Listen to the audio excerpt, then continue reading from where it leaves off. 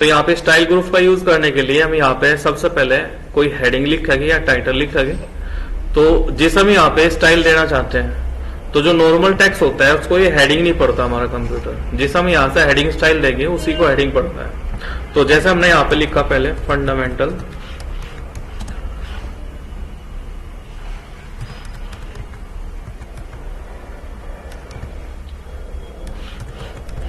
Of computer,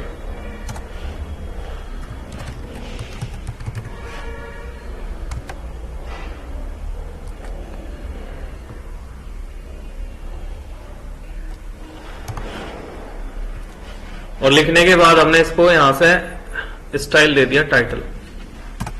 फिर यहां पे हमने हेडिंग डाल ली कंप्यूटर, और कंप्यूटर हेडिंग डालने के बाद इसको हेडिंग स्टाइल दे दिया 1।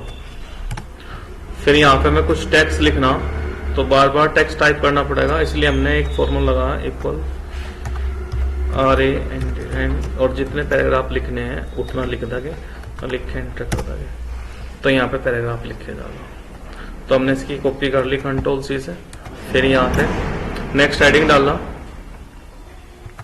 OS ऑपरेटिंग सिस्टम, और इसको भी हेडिंग स्टाइल दे दिया 1। तो इस तरह हेडिंग स्टाइल आ जाएगा। फिर यहाँ पे टेक्स्ट टाइप किया और टाइप करने के बाद नेक्स्ट हेडिंग डाला MS DOS। फिर हेडिंग स्टाइल यहाँ पे हमने इसको भी 2 दे दिया। फिर यहाँ पे टेक्स्ट टाइप कर लिया, यहाँ पे MS विंडोज हेडिंग दिया,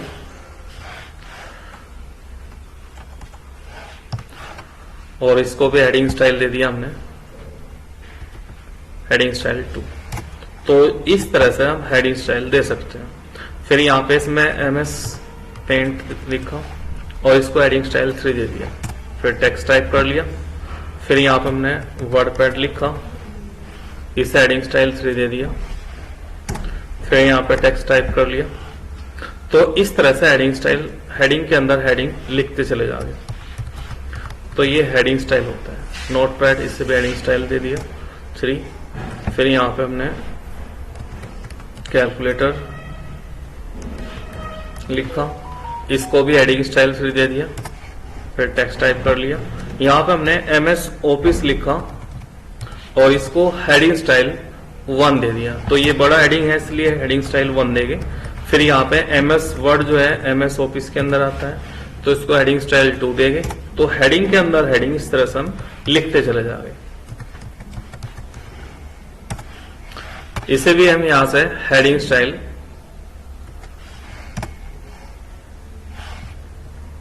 2 देंगे।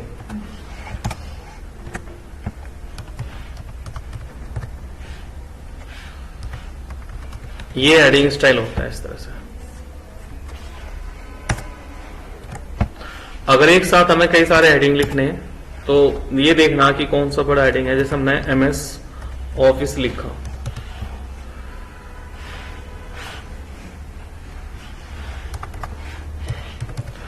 और MS ऑफिस लिखने के बाद इसकी कंट्रोल से कॉपी कर ली और इसे हेडिंग स्टाइल 1 दे दिया। फिर यहाँ पे पेस्ट किया, इसको हेडिंग स्टाइल हमने 2 दे दिया, और इसके बाद हमने यहाँ पे फिर पेस्ट किया, इसे हेडिंग स्टाइल 3 दे दिया। तो इस तरह हेडिंग छोटा होता चले जा रहा।